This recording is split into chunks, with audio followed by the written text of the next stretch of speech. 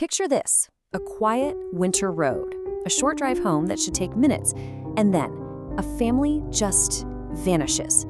Today, we're digging into a mystery that's been frozen in time for almost 50 years, the case of the Green Maverick vanishing. I mean, that's the real question here, isn't it? It's what's haunted everyone involved for decades.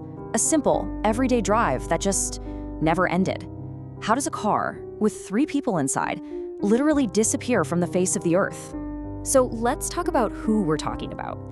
At the heart of this is Leslie Guthrie and her 2 little kids, 6-year-old Julie and 3-year-old Timmy.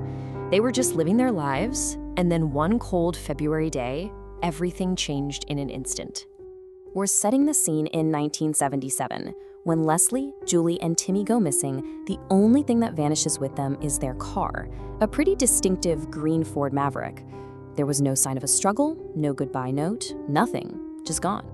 Okay, so with any mystery like this, you have to start with what you actually know, right? The hard facts. So let's trace their final known hours together. So look at this timeline. It's shockingly simple. Morning of February 6th, 1977, they leave their kids' dad's house.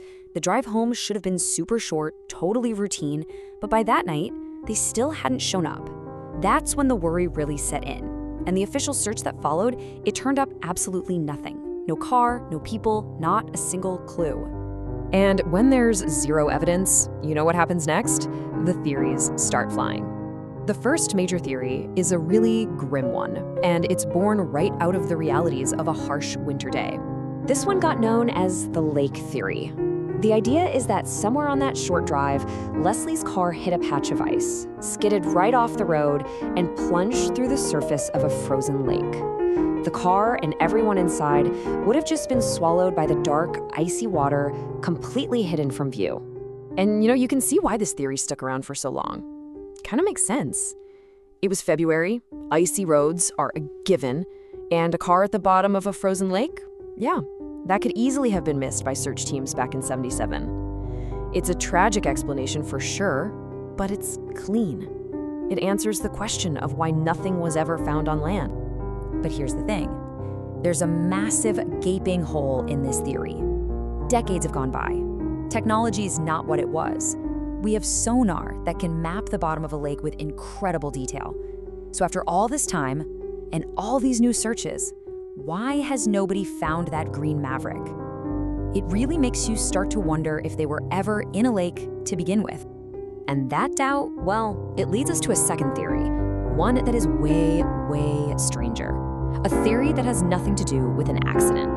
All right, get ready for this one. It's called the hermit theory. And it suggests that Leslie didn't crash. She ran away. That she deliberately took her kids to start a brand new life, completely off the grid.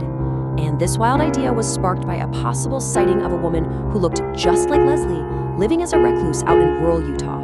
I mean, can you imagine getting that phone call? A stranger describing someone who could be your missing daughter? This one sighting sent the family on a desperate search.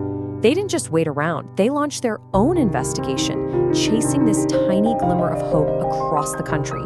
But in the end, poof, the trail just went cold, leaving them right back at square one. So you're left with these 2 completely opposite stories. On one side, you've got a tragic accident that's pretty plausible but has zero physical evidence. And on the other, you have this wild idea of a deliberate disappearance based on just one unconfirmed sighting. If you're the family, desperate for any answer, which one do you even hold on to? So after all of this, where does the case stand today? Well, after all the searches, all the theories, all the heartache, the mystery is still completely stuck in time. Just think about that number, 49 years.